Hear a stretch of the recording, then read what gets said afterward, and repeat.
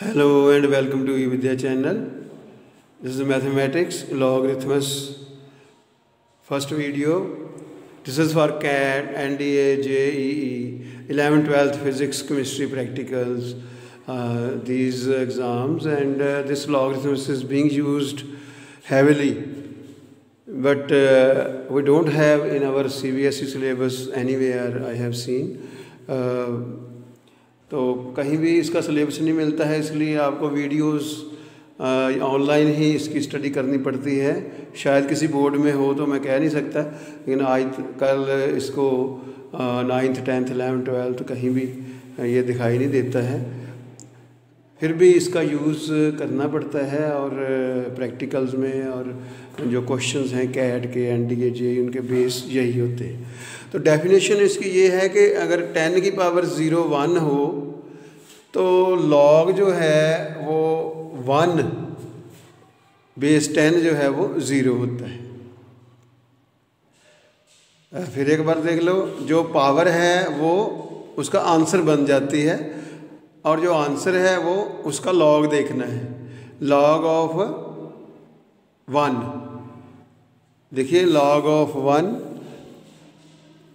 क्या आंसर होगा 0। Log of 10 क्या आंसर होगा 1। लॉग ऑफ 100 क्या आंसर होगा 2। तो जो बेस है, बेस वही रहेगा। जैसे 10 की पावर 0, 10 की पावर 1, ये बेस 10 है तो उधर भी 10 ही बेस बनेगा, लेकिन ये जो पावर है वो आंसर बन जाएगी, और जो आंसर है उसका लॉग बनेगा, लॉग ऑफ 1। और ये 10 हम कई बार लिखते भी नहीं हैं, we don't write base usually. अगर लॉग है तो समझ लो 10 बेस है। अगर ln है, जैसे ये देखिए एक फार्मूला ln का भी लिखा हुआ है यहाँ, ln a का मतलब है log of a base e। अगर ln लिखा है तो बेस e क्लियर है, लॉग लिखा है तो बेस 10 क्लियर है, और अदरवाइज बेस दे दिया जाता है तो वो गिना जाता है।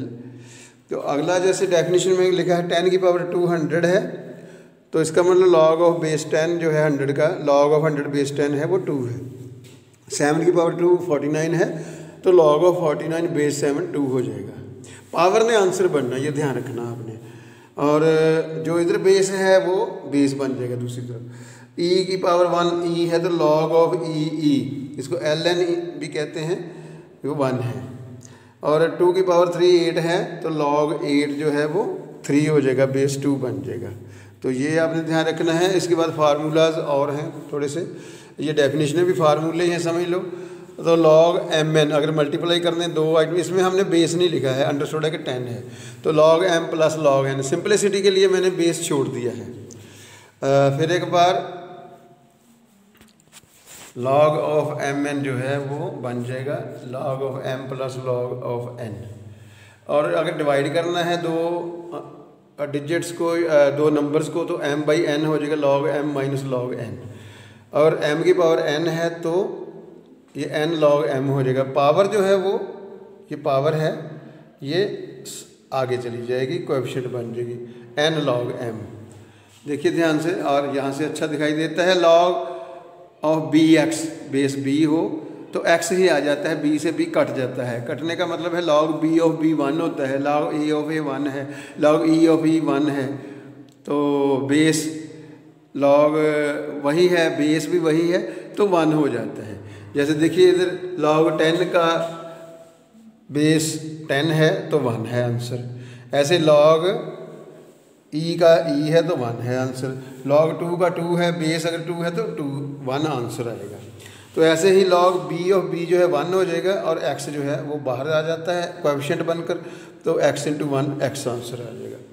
आगे log a को अगर लिखा तो इसका मतलब बेस 10 है, ये फिर लिखा गया है कि बेस 10 होता है तो ऐसे लिख देते हैं। और ln a है तो इसका मतलब बेस e है, देखिए ये ln लिखा हुआ है तो इसका मतलब बेस e है इसका, देखिए log e अंडरस्टूड है, इसमें लिखने की ज़रूरत नहीं रहती, तो अवॉइड किया गया है। और लास्ट में है बेस चेंजिंग फार्मूला। अगर बेस चेंज करना चाहते हो किसी का तो क्या करोगे, log a ऑफ x है, मान लो आपने बेस c करना है, या कुछ भी करना, 10 करना है, e करना है, तो क्या करोगे log c ऑफ x यानी log x base c upon log of a base c। तो बेस जो बनाना चाहते हो वो बन जाएगा, लेकिन क्या करना है, ऊपर x लिख देना है, नीचे a लिख देना है और डिवाइड कर देना दोनों को, बेस वो लिख देना जो आप चाहते हैं, तो ये बेस चेंज हो जाएगा आपका, बेस चेंजिंग फार्मूला। एक क्वेश्चन छोटा सा किया गया है, अभी और क्वेश्चन अगली वीडियो में कर दिए जाएंगे। अभी हमने 3 रेज़ पावर मान लो 1/5 निकालना है या 5th रूट ऑफ 3 निकालना है, which is very difficult to find. बहुत डिफ़िकल्ट होता है इसको फाइंड करना कि किस चीज़ को 5 बार मल्टीप्लाई किया जाए कि हमें 3 मिल जाए। तो इसमें लॉग लेना है दोनों तरफ, log x = log 3 बेस 1/5 हो गया, पावर 1/5 होगी। तो 1/5 आपको पता बाहर आ जाता है, कोएफिशिएंट बन जाता है। और log 3 आप टेबलों से देख सकते हो, कैलकुलेटर से देख सकते हो, आजकल कैलकुलेटर भी बन गए हैं तो कैलकुलेटर देख सकते हो। अगर नहीं अलाउड है तो टेबल देख लेना है log 3। लेकिन log 3 कहाँ मिलेगा आपको, log 3 तो है ही नहीं टेबलों में, तो log 30 देखना है आपने। 30 log 30 का भी वही होगा, 300 का भी वही होगा, log तो वही होगा। तो आपने सिर्फ उसके आगे 0 डालना है। अगर 1 अंक है तो 0 डालना है, अगर यहाँ 2 अंक 30 होगा तो यहाँ 1 डालना है। ये करैक्टरिस्टिक होती है, ये मैंटिसा होता है।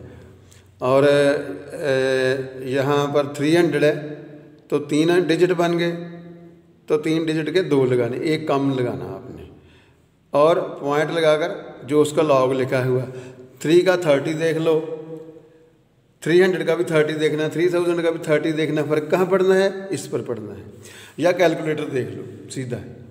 फिर एक बार 3 है, इसका लॉग देखना है तो 3 नहीं मिलता है टेबल में, तो 30 दिया हुआ है तो 30 का देख लो, यही होगा उसका भी 0.4771। उसमें करैक्टरिस्टिक खुद लगानी पड़ती है, ये हमेशा पॉजिटिव पार्ट होता है, करैक्टरिस्टिक नेगेटिव हो सकती है। तो यहाँ पर अगर तो 3 है तो 0 लगाना है, 1 कम। यहाँ 30 है तो 2 डिजिट हो गए, 1 लगाना है।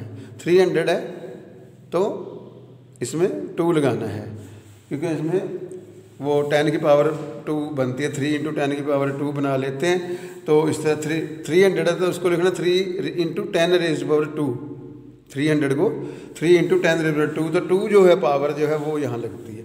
तो मतलब जितने अंक होंगे, डिजिट होंगे, उसमें 1 कम करके यहाँ लगा देना, ये करैक्टरिस्टिक बनती है, मैंटिसा बनता है। इसका आपने डिवाइड करना है, ये आ जाएगा तकरीबन। तो एंटी लॉग देखना है, आंसर क्या आएगा इसका, एंटी लॉग। एंटी लॉग भी कैलकुलेटर भी है, या आप क्या करेंगे, टेबल देख लेंगे। तो टेबल में ये पार्ट देखना आपने, ये नहीं देखना, ये देखना है। 0954 बने हुए हैं, 0.0954 के सामने 1.245 है, और 5 के नीचे तो ये आ जाएगा, और 1 जो है मीन डिफरेंस, 4 का 1 जो है मीन डिफरेंस है, तो 246 बन जाएगा इसका। ये अगर आप डालेंगे तो वैसे 1 जब आप लॉग एंटी लॉग देखेंगे एक बार फिर, तो 0.0959 का देखें, 0.09 के सामने है 1245। ये 5 के नीचे देख रहा हूँ मैं, ये 5 के नीचे लाइन आएगी, यहाँ लिखा था 1 2 3 4 1 2 3 4 5, 0.09 वाली लाइन में देखेंगे तो ये बना होगा 1245, और आगे 4 भी है, तो 4 का जो डिफरेंस है, ये 4 जो है, ये 4, इसका जो डिफरेंस है, मीन डिफरेंस आगे लिखा हुआ है, वो ऐड कर देना, उसके नीचे 1 लिखा हुआ है। तो 1246 1.245 या 1.246 अप्रॉक्सीमेटली सेम ही है, कोई फ़र्क नहीं है। एक बार फिर मैं दिखा दूँ आपको, 3 की पावर 1/5 निकाल रहे हैं। 1/5 log 3 आ गया, log 3 की वैल्यू देख लो कैलकुलेटर से, या वैसे निकाल लो तो ये आएगी, इसको डिवाइड करोगे 5 से तो ये आ जाएगा 954.09। अब इसको लिखना है एंटी लॉग, तो ये बन गया 0954 का 1246 आएगा, 1246। अब पॉइंट कहाँ लगाना है, पॉइंट अगर यहाँ 0 है, इसको हमने कुछ नहीं कहा, इसमें छेद इसलिए है कि 0 में 1 जोड़ दो, 1 छोड़कर पॉइंट लगाना। अगर यहाँ 1 आता है तो 2 छोड़कर यहाँ लगेगा, अगर यहाँ 2 आता है तो 3 पॉइंट छोड़कर इस साइड से 1 2 3 यहाँ लगेगा, तो पॉइंट बदल जाएगा। इतना ही है, उम्मीद है कि आपने समझ लिया होगा। 1.246 को हम 5 टाइम्स मल्टीपल करेंगे तो ये लगभग 3 आएगा। तो ये ऐसे क्वेश्चन है जो कभी कोई नहीं निकाल सकता सिवाय लॉग के। जैसे 3 की पावर 1/5 है, 1/10 है, 1/9 है, 1/19 है, 19th रूट है और 100th रूट है, कोई भी निकाल सकते हो। तो इस तरह से आपको डिफ़िकल्ट क्वेश्चन सॉल्व, बाकी भी कैलकुलेशनें हैं पर अभी मैंने स्टार्ट किया है। आगे आने वाली वीडियो में कुछ और क्वेश्चन सॉल्व किए जाएंगे। ये पहले भी एक वीडियो डाली गई थी लेकिन ये दोबारा सीरीज़ शुरू की गई है 1, 2, 3। अब आगे और थोड़े डिफ़िकल्ट क्वेश्चन कर दिए जाएंगे। सो एक बार मैं आपको दिखा रहा हूँ, आप अच्छी तरह से नोट कर सकते हैं, वीडियो रोक सकते हो। Definition, then formulas, then we have, इस तरीके से थोड़ा अच्छा आएगा। अलग अलग फाइंड करना है, जैसे कैलकुलेशन है। ये आपके फार्मूलाज हैं, ये भी फार्मूला ही हैं, लगभग डेफिनेशन है कि कैसे लॉग को बनाया गया। जिसने शुरू में किया जॉन नेपियर ने, तो उसने ऐसे किया था कि उसकी पावर ले ली, तो वो फिर आसान हो गया था क्योंकि इसमें मल्टीप्लाई जो है ना एडिशन में आ जाती है और डिवाइड माइनस में चली जाती है, पावर जो नीचे गिर जाती है। देखो तो ये एन लॉग एम बड़ा यूज़फुल हो जाता है। यही हमने यहाँ यूज़ किया है कि 1/3 या 1/5 जो है वो आगे आ जाता है तो डिवाइड हो जाता है। वैसे तो हम रूट निकाल ही नहीं सकते इसका, it is very difficult. So thank you, have a nice day, so nice of you.